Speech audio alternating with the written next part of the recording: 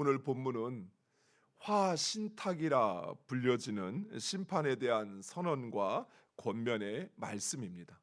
아모스서에는 두 개의 화신탁, 하나님이 이스라엘 백성들에게 주신 말씀이 있습니다.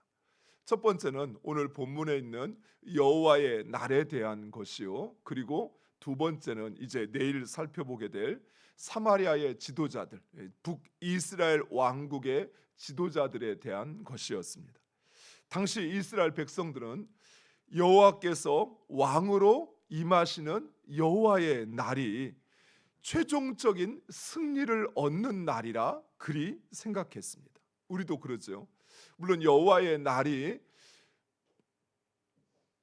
종국적으로 종말을 뜻하는 의미도 있지만, 또한 당시 이스라엘 백성들에게 여호와의 날은 하나님께서 우리로 완전한 승리를 얻게 하는 날이다라고 이렇게 생각을 하였습니다. 여호와의 날은 보상과 축복의 날이요, 승리와 영광으로 가득 찬 날이 될 것이라 기대하였습니다. 그래서 이스라엘 백성들은 그 여호와의 날을 간절히 기대하고 또 기대하였던 것입니다. 물론 당시 이스라엘 백성들, 제2 여로보암 왕 시대 이스라엘 백성들은 하나님의 은혜로 풍요와 번영을 누리고 있었습니다.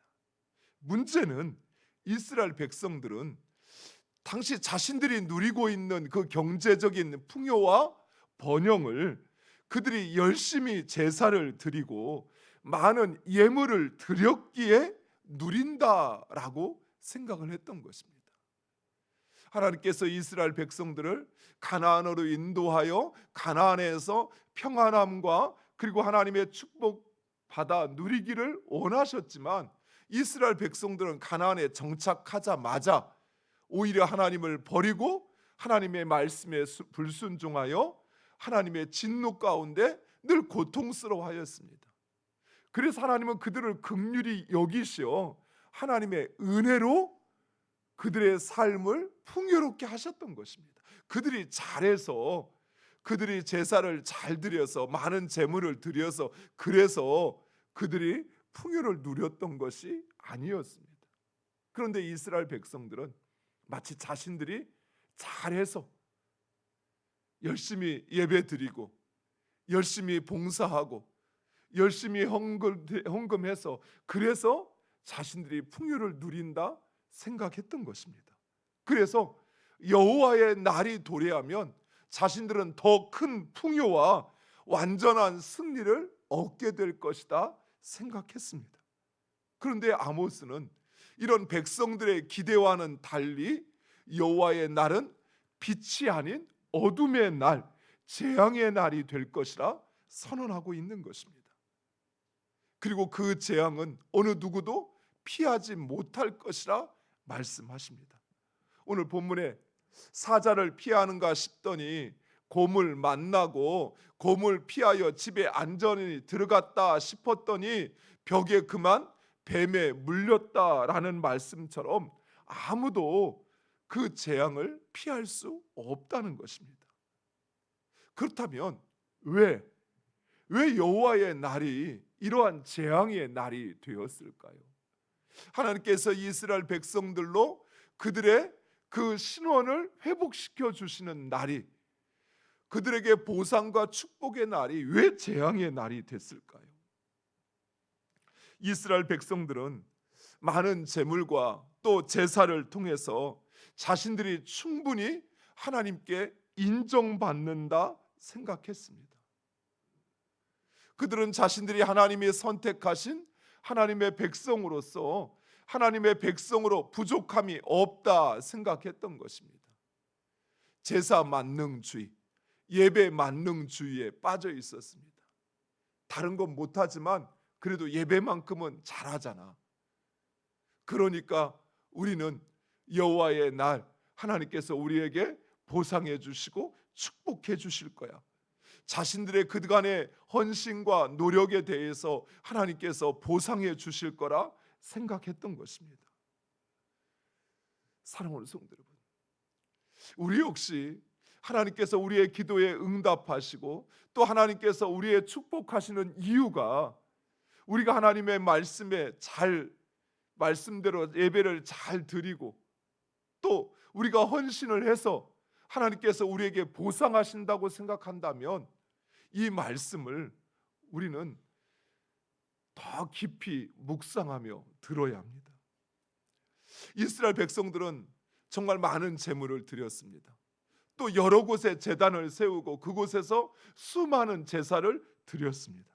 그러나 이 모든 제물과 절기와 또 그들의 성회는 하나님의 말씀에 기초한 헌신이 아니라 자기 자신들을 위한 헌신일 뿐이었습니다.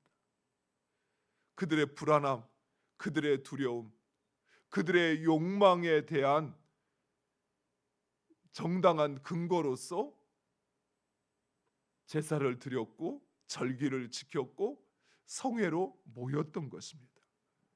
하나님께서 원하시는 진정한 예배, 진정한 헌신, 진정한 기도와 찬양은 두 주인을 섬기지 않는 것이었습니다. 하나님이 원하시는 것은 화려한 예배나 멋들어진 기도나 몇 천만 원의 헌금이 아니었습니다. 하나님께서 원하시는 것은 바로 우리 자신이었습니다. 하나님은 우리의 삶에 진정한 주인 되기를 원하시는 것입니다. 하나님은 예배로 포장된 또는 많은 헌금으로 포장된 껍데기를 원하시는 것이 아니에요. 하나님은 우리 자신을 원하시는 거예요. 하나님이 찾으시는 것은 상한 심령이라는 것은 마음이 상하고 또 그 몸이 그 상황이 어려울지라도 진정 하나님 앞에 내 자신을 드리면 내 자신을 진정 솔직하게 그 하나님 앞에 내어놓고 주의 종임을 또 하나님이 나의 주인임을 인정하면 하나님 그거 받으시는 것입니다. 어느 교회 추수감사주일 예배였습니다. 사람들이 예배를 드리고 헌금을 하는데 한 아이가 그 헌금 바구니를 돌리는 그 안에 들어가는 것입니다. 사람들은 너무 황당해했습니다. 웃는 사람도 있었습니다. 예배가 마치고 목사님이 물어봤습니다. 그 어린 소년에게 왜 헌금 바구니에 들어갔느냐라고 물으니까 그 아이가 하는 말이 나에게는 드릴 헌금이 아무것도 없고 그래서 내 자신을 하나님께 드렸다는 것입니다. 그 어린 소년은 나중에 아프리카 선교의 아버지라 불리는 리빙스턴이 됩니다. 사랑하는 성도 여러분, 우리의 신앙이 그래야 합니다. 우리의 자녀들에게 물려줘야 될 신앙은 예배 한번 드리면 하나님의 백성의 책무를 다하였기에 이제 하나님께서 나를 긍휼히 여기시고 그리고 나에게 축복하실 거라고 하는 자기식의 믿음이 아니라 진정 하나님이 원하시는 우리 자신, 나 자신을 하나님 앞에 드리는 예배, 하나님 앞에 내 자신을 드리는 그 헌금, 그 찬양, 그 기도를 하나님은 받으시는 것입니다. 반복적으로 맹목적으로 드려지는 예배나 기도 하나님 결코 그거 기뻐하지 않으셔요. 사랑하는 성도 여러분, 하나님은 단순히 우리에게 좋은 분, 또 우리가 언제든 도움을 요청하면 우리에게 도움을 주시는 분, 그런 분이 되기를 원하시는 것이 아니라 하나님은 우리의 주인이 되기를 원하시는 거예요. 처음부터 그랬어요. 하나님께서 처음부터 우리를 사랑하시어 택하시고 그리고 하나님의 백성 삼으신 것은 하나님을 온전히 오로지 하나님만을 섬기는 바로 그러한 백성, 하나님만을 자기의 아버지로 믿고 그 따르는 하나님의 자녀 되기를 원하시는 것입니다. 또한 하나님께서 우리에게 원하시는 것, 그것은 공의로우신 하나님의 뜻을 행하는 것입니다. 24절에 오직 정의를 물같이 공의를 마르지 않는 강같이 흐르게 하라라고 말씀하십니다. 이 말씀을 우리 식대로 이해하면 정의를 풍요롭게, 공의를 샘처럼 풍성하게 행하라라는 말씀으로 이해합니다. 그런데 당시 이스라엘 백성들에게 물은 석유보다도 기름보다도 더 중요하고 생존에 없어서는 안 되는 것이었습니다. 즉 정의를 물같이라는 말은 단순히 정의를 실천하라라는 말이 아니라 정의는 너의 삶에 없어서는 안 되는 것이라는 것이, 반드시 실천해야만 하는 것, 그것이 곧 정의라는 것입니다. 물, 너의 생존에 반드시 있어야만 하는 것처럼 정의는 너희의 삶에 반드시 있어야 한다는 것입니다. 공의를 마르지 않는 물같이 흐르게 하라는 말씀은 공의를 풍성하게 하는 것뿐만 아니라 그 공의는 반드시 있어야 한다. 그리고 그 공의가 반드시 흘러가야 한다라는 사실을 말하고 있는 것입니다. 사랑하는 성도 여러분, 정의와 공의는 하나님의 성품입니다. 하나님은 죄와 불법을 미워하며 거짓을 싫어하며 정의롭고 공의로우신 분이십니다. 그래서 그의 자녀된 우리들, 그의 종된 우리들도 이런 하나님의 성품을 닮아가기를 원하시는 것입니다. 종교적인 의식이나 종교적인 행위만이 아니라 하나님을 닮아 정의롭고 정직하며 공의로운 삶 살기를 원하시는 것입니다. 무엇보다도 하나님께서 세우시고자 하시는 그 나라, 하나님의 나라, 그 나라는 정의롭고 공의로운 나라입니다. 진실하고 정직하며 서로 돕고 섬기며 사랑하는 나라, 그 나라가 바로 하나님의 나라입니다. 우리가 이뤄가야 할 나라가 바로 그 나라인 것입니다.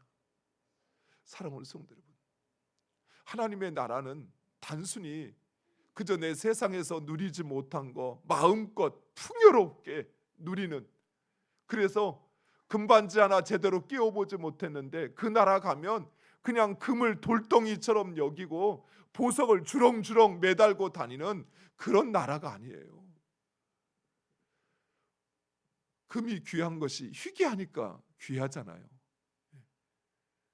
금이 마치 길거리에서 보는 아스팔트처럼 그렇게 흔하디 흔한 것이 돼버리면 누가 금을 귀한 것으로 여기겠습니까? 이처럼 하나님의 나라는 그냥 단지 금과 황금과 보석으로 꾸며진 나라가 아니에요. 그렇게 표현하는 것은 그만큼 귀한 것, 그게 무엇입니까? 진실이잖아요. 세상을 살면서 속고 속이고 거짓과 위선으로 점철된 이 세상과 다른 그 나라는 진실하고 정직한 나라라는 거예요. 하나님의 나라는 이기적이고 개인주의적인 나라가 아니라 남이 어떻게 되든 나만 잘 되면 돼, 누가 죽어나가든 굶어가든 상관없어, 나만 잘 먹고 나만 잘 사면 되는 거야. 그게 아니라, 그게 이 세상의 질서라면 하나님의 나라는 서로 돕고 섬기는 나라, 모든 사람이 왕인데 모든 사람이 종이 되는 나라, 그리고 서로를 진심으로 사랑하는 나라, 그 나라가 바로 하나님의 나라입니다. 사랑하는 성도 여러분, 여러분이 꿈꾸는 나라가 황금과 보석으로만 치장되어 있는 나라입니까? 저는 그 나라 별로 가고 싶지 않아요. 저는 보석이나 금에 별로 마음 없거든요. 저는 진정 가고 싶은 나라가는 하나님이 주인 되어서, 그래서 진실하고 정직하고 그 모든 백성들이 서로를 왕처럼 여기고 서로를 그렇게 섬기고 그리고 사랑하는 나라, 하나님의 공의와 정의가 정말 바닷물처럼 철철 넘치는 나라, 저는 그런 나라 가고 싶어요. 그리고 그런 나라 이뤄가고 싶어요. 하나님께서 이스라엘 백성을 통해서 예수님께서 우리에게 선포하신 하나님의 나라는 바로 그런 나라였습니다. 하나님은 그런 나라를 이루고자 하시는 것입니다. 하나님은 그의 백성들이 이러한 정의로운 삶 살기를 원하시며 이루어가기를 원하십니다. 그렇지 않으면 여호와의 날은 심판의 날이 될 것이라 말씀합니다. 사랑하는 성도 여러분, 참된 믿음은 내 기준대로 믿는 믿음이 아닙니다.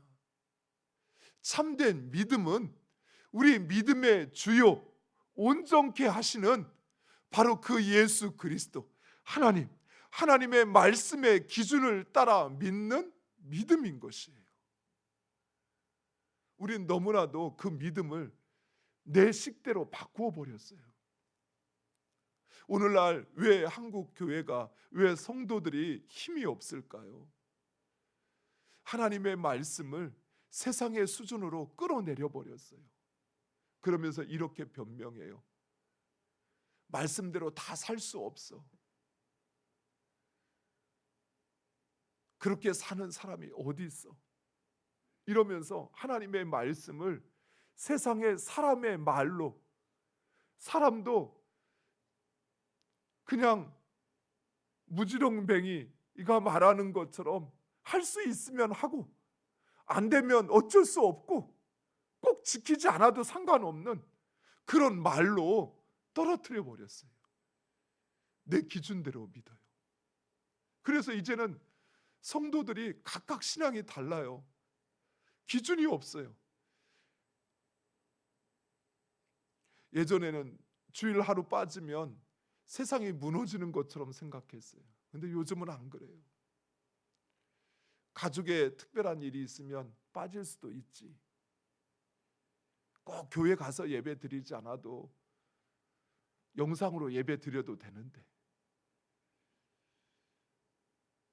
헌금을 하는데 모르겠습니다. 저는 우리 교회 헌금을 보지 않으니까, 누가 얼마큼 얼마나 하는지 모르니까. 그런데 헌금을 하는데 제대로 된 11조를 하고, 그리고 감사헌금을 정하는데 자신이 내기 편한 부담스럽지 않은 금액을 드리는데 드리는 것에 너무 익숙해져 버렸어요. 사랑하는 성도 여러분, 결코 그러시면 안 됩니다. 그 말씀의 기준이 아니에요. 내 기준이에요. 하나님의 기준은 철저한 11조를 우리에게 말씀하고 있어요. 그냥 뚝 떼어서 이게 11조 그러지 않아요. 감사 예물도 돈의 액수를 말하는 것이 아니라 내가 정말 하나님께 드릴 수 있는 최고의 감사가 돼야 돼요. 길에 지나가다가 한 푼만 줍시오 구걸하는 사람에게 그냥 부담 없이 내 지갑에서 꺼낼 수 있는 그런 것을 헌금이라고 생각하시면 안 돼요. 1,000원이 됐던 100원이 됐던 내가 주님 앞에 드릴 수 있는 가장 나의 정성과 최고의 것이 돼야 돼요. 물론 억지로 하라는 말이 아닙니다. 하지 않으셔도 돼요. 내 마음에 억지로라는 마음이 딱 드는 순간은 멈추셔요. 그거는 하나님께 영광이 되지 않아요. 하나님 받지 않으세요. 하지만 여러분 마음에 진정 하나님 앞에 내가 드려야겠다, 그 은혜 기억하며 감사해야겠다 싶을 때는 내가 할 수 있는 최고의 것을 드리셔야 돼요. 예전에 헌금을 드릴 때 보면 어르신들이 이렇게 1,000원짜리 하나라도 주님 앞에 제대로 드리고 싶어서 방바닥에 그 구들짝 있는 방바닥 밑에다가 그것을 빳빳하게 피기 위해서 그것을 이렇게 깔아놓고 한번 뒤집어 놓고 다시 또 뒤집어 놓고 그렇게 준비해서 주님 앞에 드렸던 그 헌금, 그것이 교회를 세상으로부터 인정받고 높이는 그런 하나님의 통로가 됐던 거예요. 지금은 돈이 너무 넘쳐나죠. 그러다 보니 오히려 힘을 더 잃어버렸어요. 사랑하는 성도 여러분, 우리의 신앙은 어떠합니까? 진정 하나님을 주인 삼고 살아가고 있습니까? 하나님이 없어도 무방한 삶을 살아가고 있다면 지금 우리는 하나님을 온전히 믿는 것이 아니에요. 하나님은 그런 신으로 취급받는 것을 결코 신앙이라고 이야기하지 않으셔요. 하나님은 유일한, 오직 하나님만이 나의 삶의 주인이요, 내 모든 것을 맡길 수 있는, 그리고 내 삶을 하나님께 걸고 따를 수 있는, 하나님은 그런 신앙을 우리에게 원하시는 것입니다. 무슨 선택을 하든 무슨 결정을 하든 그 하나님의 뜻을 묻고 순종하십니까? 하나님이 나의 삶의 주인이라면 여러분이 사소한 것이든 큰 일을 결정하든 먼저 하나님의 뜻을 물으셔야 돼요. 그리고 그 뜻에 순종하시는 신앙, 그것이 진정한 신앙입니다. 하나님께서 우리에게 원하시는 정의롭고 공의롭고 진실한 삶을 살아가고 있습니까? 자기 생각에 좋은 대로, 자기 마음과 욕망대로 살아가고 있지는 않습니까? 사랑하는 성도 여러분, 여호와를 주인 삼은 자에게 여호와의 날은 보상의 날이요 승리의 날이 될 것입니다. 그러나 자기 기준을 따라 신앙하는 사람들에게, 정의와 공의는 상관없이 살아가는 자들에게 여호와의 날은 심판의 날이 될 것이에요. 사랑하는 성도 여러분, 이 말씀이 경고가 되는 것이 아니라 여러분이 결정하고 선택하는 하나님의 말씀이 되기를 간절히 축원드립니다. 기도하겠습니다. 아버지 하나님, 감사합니다.